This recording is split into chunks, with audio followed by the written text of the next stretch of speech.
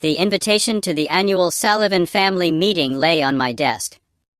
The golden letters on it shimmered in the morning light streaming through the windows of my penthouse. For 15 years, carefully guarded secrets were about to come to an end, and strangely, it wasn't even my choice. I picked up my phone and reread the letter that changed everything. Forbes 30 to 40, the new face of digital art. Sophie Sullivan's net empire reaches a valuation of $4.2 billion. The article was set to be published tomorrow, just 2 days before the family meeting. My carefully crafted mask was about to crumble, and there was nothing I could do about it. "Miss Sullivan, your brother Marcus is on line 1 again," my assistant's voice came through the intercom. Of course, he called. He hadn't stopped calling since the press release was sent to major publications. I took a deep breath and picked up the phone. "Hey Marcus." "What the hell, Sophia?" He didn't waste time on pleasantries. "I just got a call from Business Insider asking for comments about my billionaire sister." "Want to explain?" I leaned back in my chair, looking out at the Manhattan skyline. "I think you'll have to wait for the article like everyone else." "Cut the crap," he snapped. "All these years, you made us think you were barely making ends meet. Mom and Dad were worried sick about you." I couldn't help but laugh. "Worried? Is that what you call the endless lectures about getting a real job, the snide remarks about wasting my potential?" "They were trying to help him." "No, they were trying to control me, just like they tried to control you." There was silence on the other end of the line. Marcus had always been the good son, following the path our parents had laid out for him. Business school, MBA, a job at Dad's investment firm. The golden boy who never strayed from the script. "Just tell me one thing," he finally said. How long have you been hiding this?" I stood up and walked over to the window, watching as a private helicopter landed on the roof of the neighboring building. My helicopter, by the way, one of 3 that I owned. Remember when I moved into that tiny studio in Brooklyn when I first started with my digital nonsense, as you called it? I asked it. He hesitated, calculating. That was 15 years ago. 15 years ago, right. Everyone thought I was crazy for dropping out of a finance degree to draw on a computer, as Dad put it. But none of you knew that I had already sold my first NEF collection for 60. 60 back then? He echoed. Yep, and 6 months later, I sold another one for 250. By the time Dad was telling everyone at the Christmas dinner that it was just a phase, I already had my first million. But you still borrowed money from Mom and Dad for rent. You were driving that old Panda until last year. I never borrowed money from them, Marcus. I asked them to invest in my company. They loudly and repeatedly refused. The Honda was my choice, not a necessity, just like this penthouse. The private jet, and everything else I hid from you. Private jet. His voice cracked. Good Lord, Sophia, how rich are you? I smiled, remembering all the family dinners where I was considered the poor relative, where my younger sister Olivia would ostentatiously pick up the check to let everyone know she was helping her struggling artist sister. Forbes will write about $4.2 billion, I said, but that's a conservative estimate. The real figure is closer to $6 billion. Marcus made a sound that was a mix of a sigh and a gasp. And now, if you'll excuse me, I have a board meeting. Oh, and Marcus, see you at the family meeting. I think I'll make an entrance. I hung up the phone without giving him a chance to respond and pressed the intercom button. Sora, is everything ready for the meeting? Yes, Miss Sullivan. The jet is fueled, the car service is arranged, and all family members will be picked up in Rolls-Royces. The venue has been changed, it's now your private island, as you requested. Non-disclosure agreements for the staff have been prepared. Excellent. I picked up the invitation to the meeting again. For 15 years, I had played the role everyone expected of me. The family's black sheep, the artist who couldn't handle the real world, the daughter constantly reminded of financial responsibility, the sister pitied and condescendingly lectured at every family gathering.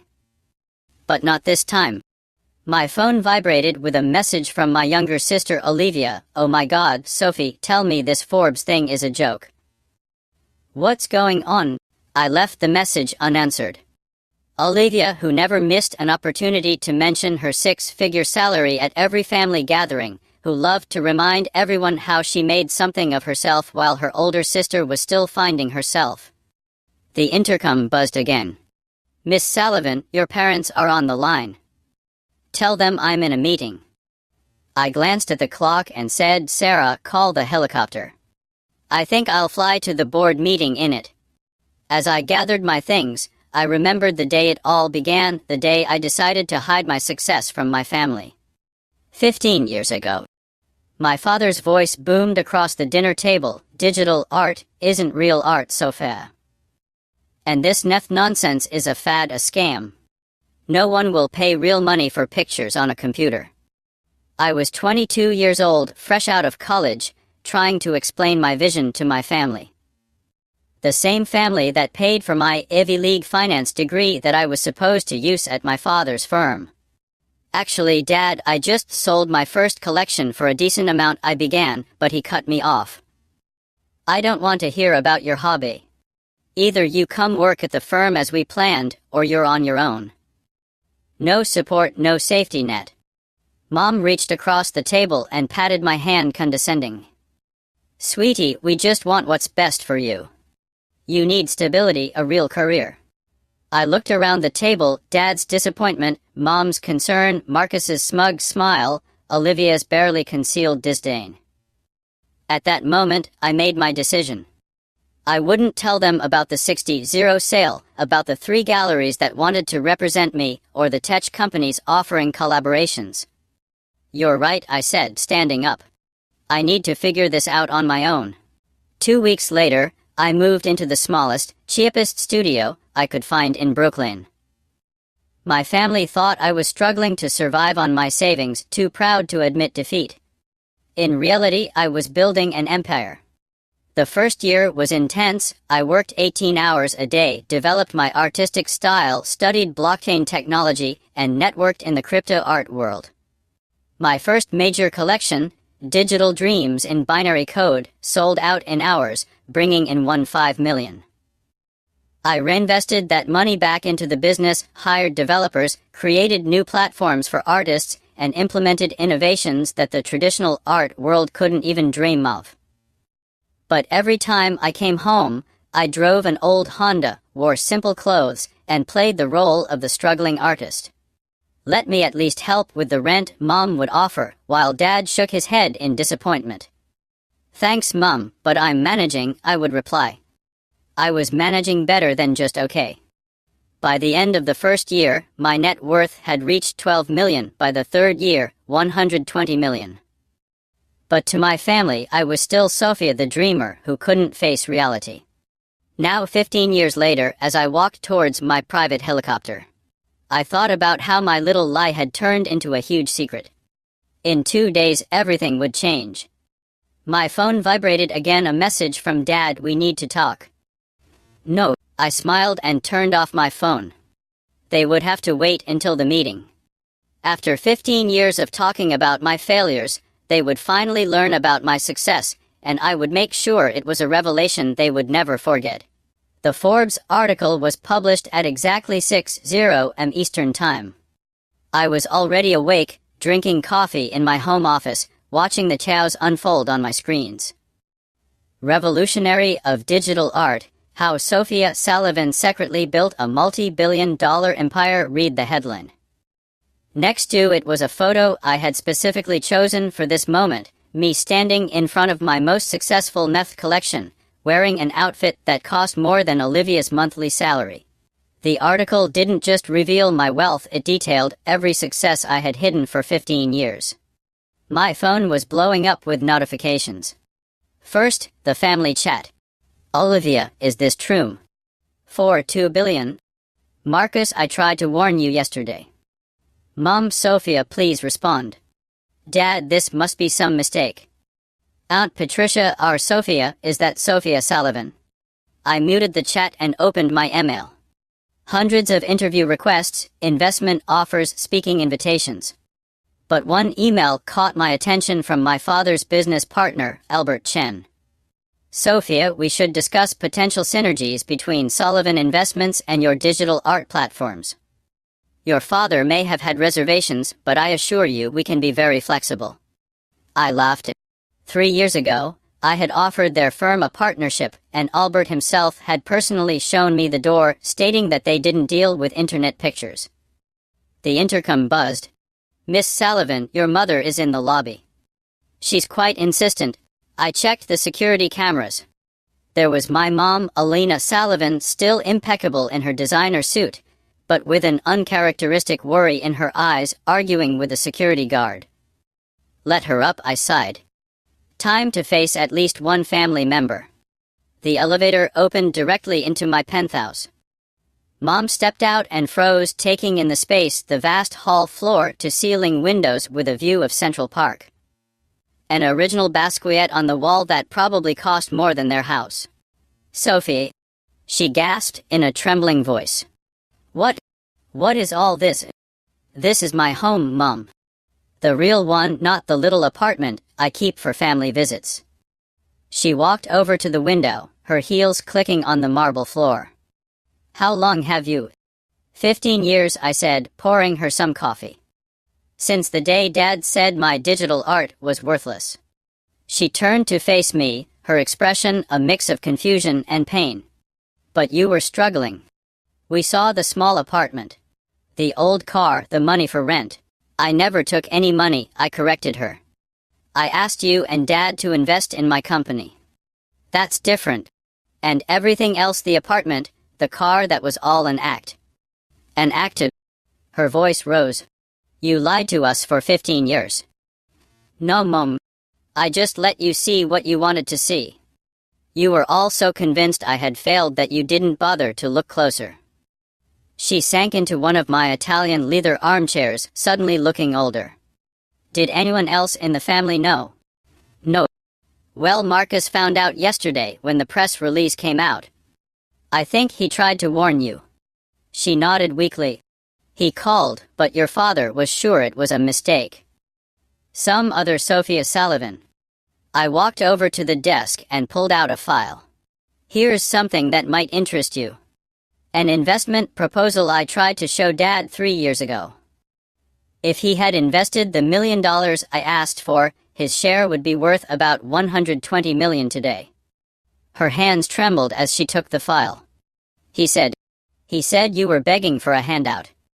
That you were too proud to admit that your art wasn't working, and you believed him. Like you believed him about my life as a poor artist. Tell me, Mom, in 15 years. Did anyone in the family ever come to my exhibitions, show interest in my work, or even Google my name? She couldn't meet my gaze. That's what I thought. I looked out the window, gazing at the city I now owned a part of. The family meeting is in 2 days. I've made some changes to the plans. I bought out the entire resort where it was supposed to be held, but that's too public. Instead, everyone will be picked up by my private cars and flown to my jet. The meeting will be held on my island." "Your island?" "In the Caribbean." She remembered. "Bought it last year when I closed my first $1 billion deal." I turned to her. "Mom, this time I won't be sitting quietly while everyone talks about their successes. This time, I have something to say." She stood up, smoothing her skirt with trembling hands.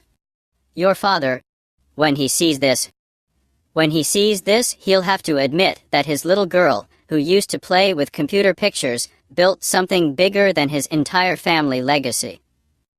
I smiled. "And that's just the beginning." I escorted her to the elevator, but before she stepped in, I added, "Oh, and Mom, that Bentley you always dreamed of but Dad said was too expensive. I bought 3 last month. Just because I could." The elevator doors closed on her astonished face. As soon as she left, I called my assistant. "Sora, is everything ready for the meeting?" "Yes, Miss Sullivan. The island staff is prepared. Information packets for each family member have been compiled detailing when they rejected your investment offers and what those shares would be worth today. The video presentation of your journey to success is also ready. Excellent. I picked up the phone and finally responded to the family chat with one message: looking forward to seeing you at the meeting. Dress appropriately for a private island. Transportation will be provided. Then I opened my laptop to check the market. The Forbes article had boosted my company's stocks, adding another billion to my net worth.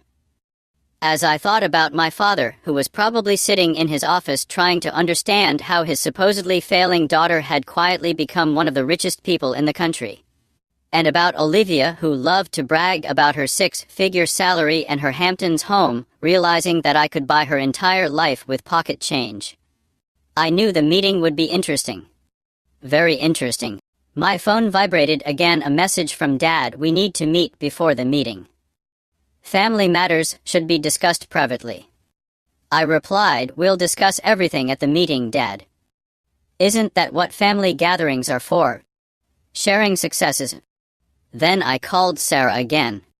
Make sure the helicopter pad on the island is repainted before the meeting.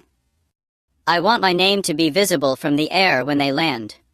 Already done, Miss Sullivan. Anything else? I thought about the 15 years of condescension, pity, and being treated like the family's failure. Yes, make sure the Forbes article is framed and hanging in every room on the island. I want it to be the first thing they see, no matter where they look. Hanging up the phone, I caught my reflection in the window, successful, strong, finally ready to show my family who I had become while they doubted me. The countdown to the meeting had begun. The day of the Sullivan family meeting dawned clear and sunny.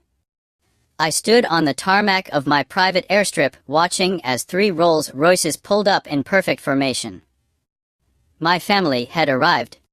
The doors opened, and my father stepped out first, his usual commanding presence somehow diminished. Behind him, Mom, still shaken from our meeting 2 days ago, followed by Marcus, Olivia, and various aunts and uncles. Their faces expressed everything from shock to barely concealed resentment. And in front of them, at the center, stood my gleaming private jet, with the words Sullivan Digital Empire elegantly emblazoned on the side. Welcome, I said, my voice carrying across the tarmac. I hope the ride was comfortable. Sophia, Dad stepped forward, trying to regain his authoritative tone. This is unnecessary. We could have held the meeting at the resort. I smiled. The resort is too public, Dad. It's time for us to truly bond on my island. Your island? Olivia murmured, clutching her designer handbag like a shield. Yes, I own an island, I replied. The flight was, to say the least, interesting as my family settled into the luxurious cabin. Their eyes darted around, taking in the gold accents, rare artworks, vintage champagne served by impeccably trained staff. Is that a real Picasso? Aunt Patricia whispered, looking at the painting on the cabin wall. Yes, I casually replied. I bought it last year along with a couple of others. Dad cleared his throat. Sophia, maybe we should discuss everything now. We'll discuss it when we land, Dad. For now, enjoy the flight. The champagne is particularly good. It costs more than your company's quarterly profits. He flinched. Very well. 2 hours later, we began our descent. Through the windows, my private island came into view, 300 acres of tropical paradise with a state-of-the-art resort complex at its center. And there, visible from the air as I had planned, my name in huge letters, Sophia Sullivan. As we landed, I heard Olivia gasp. Surrounding the helicopter pad were screens displaying my most successful Neft collections, with sale prices in the millions prominently displayed. Welcome to Sullivan Island, I announced as we disembarked. My little piece of paradise. The resort complex sprawled before us, a masterpiece of modern architecture seamlessly integrated with the natural beauty. Everyone has been assigned rooms, I continued. You'll find reading materials there. I suggest you familiarize yourselves with them before dinner. The materials had been carefully curated for each family member. For Dad, documents detailing every investment offer he had rejected with current valuations. For Olivia, a comparison of her annual salary with what I earned in interest per day. For Marcus, data showing how his firm had lost millions by refusing to collaborate with me. I gave them an hour to settle in and absorb the information, then called everyone to the main dining room. The room was a design masterpiece, floor-to-ceiling windows with a view of the ocean, an enormous table where each place setting probably cost more than most people's cars, and on every wall that same Forbes article in a beautiful frame. The family entered slowly, looking stunned. They had changed into formal attire for dinner, but even their expensive outfits seemed out of place here. "Please have a seat," I gestured to the table. "We have a lot to talk about." Sophia, Dad began once everyone was seated. "I think I speak for everyone when I say we're surprised." I chuckled softly. "Surprised. Interesting choice of words. Not angry that I deceived you. Not hurt that I hid my success. Just surprised." "We didn't know," Mom said quietly. "You didn't want to know," I corrected her. "Every time I tried to talk about my work, you changed the subject. Every time I offered investments, you brushed me off. You were so convinced of my failure that you didn't notice my success even when it was right in front of you." "But the apartment," Olivia interjected. "The old car. All those times I paid for dinner because I thought. Because you thought I couldn't afford it," I finished for her. "You enjoyed that, Olivia. Playing the successful sister, making sure everyone knew you were helping poor, struggling Sophie." She looked down, at least having the decency to look embarrassed. "Let me show you something," I said, pressing a button. Screens descended from the ceiling, displaying a timeline of my success alongside their dismissive comments over the years. 2008, digital art isn't real art, Dad. My first collection sells for $60. 2010, when will you find a real job? Mom. Company valuation reaches $12 million. 2015, glad I can help my sister Olivia. My net worth surpasses $500 million. 2020, we don't invest in internet pictures, Dad's firm. Company valuation reaches $1 billion. Every doubt, every rejection, every condescending comment. I remembered it all, I said quietly. And with each one I built something greater. Why? Dad's voice wavered. Why did you hide it? Because you all needed to learn something. All of you. Success doesn't always look the way you think it should. Innovation doesn't follow your predetermined paths. Sometimes, the child you wrote off as a failure turns out to be the one who surpasses all your wildest expectations. I stood up and walked over to the window. You know what the hardest part was? Not the secrecy, not the pretense of struggling. The hardest part was watching you celebrate mediocrity while rejecting real innovation. Mediocrity, Marcus protested. Yes, mediocrity, I replied. You followed the safe path Dad laid out for you. Marcus got the job he wanted for you, made safe investments. And you, I turned to Olivia.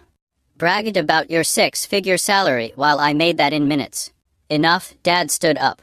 You've made your point. We were wrong. Isn't that what you want to hear? No, Dad. I want you to understand. Truly understand. This, I gestured around the room, isn't about money. It's about vision. A vision you couldn't see because you were clinging to the past. I pressed another button, and new images appeared on the screens.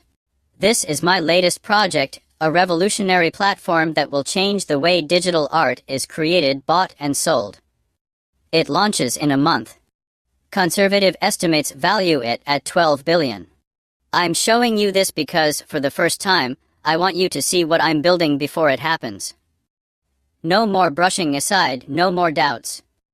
The room fell silent as they absorbed what they had heard. Finally, Mom said, We're proud of you, Sophia. We should have been proud long ago. Thank you, Mom. But I didn't do it for your pride. I did it because it was my dream, my vision. I smiled. And now it's my empire. And now what? Marcus asked it. Now we have dinner as a family. But this time, no more pretenses, no more hiding. And tomorrow, I'll show you the island and what your sister, daughter, and niece built while you weren't paying attention. I raised my glass. To the truth. They raised theirs, looking slightly stunned. The rest of the evening was a whirlwind of exquisite food, fine wine, and gradually thawing conversations. My family began to see me for who I truly was for the first time in 15 years. As they retired to their rooms, I stayed in the dining room, gazing out at the moonlit ocean. My assistant Sarah approached quietly. "Was it worth it?" she asked softly. The big reveal. I thought about the expressions on their faces: shock, realization, gradual understanding. "Yes," I said. "But not for the reasons I expected. It's not about proving them wrong. It's about finally being free and being truly myself. And tomorrow we would show them the future. Their safe, predictable world of traditional investments and familiar success was over. It was time for them to understand that the daughter they thought was a dreamer hadn't just been dreaming. She had been building a new world while they weren't looking." Later that night, I found a note slipped under my door, written in Dad's handwriting. "I was wrong. Not just in business, but in everything. You didn't just succeed, you revolutionized an entire industry. I'm sorry I didn't see it sooner. Dad." I placed the note in a frame next to the check from my first 60 sale. A reminder of where I started and how far I had come. The next morning, watching my family gather for breakfast with already changed attitudes, I realized something important. Success isn't just about proving others wrong. Sometimes it's about proving yourself right. And sometimes the sweetest victory isn't in revealing your success, but in the quiet realization that you've built something extraordinary while everyone else doubted you. My phone vibrated with a news alert. Salavin Digital Empire announces revolutionary platform future calling. And this time my family would see it in real time. No more hiding, no more pretenses.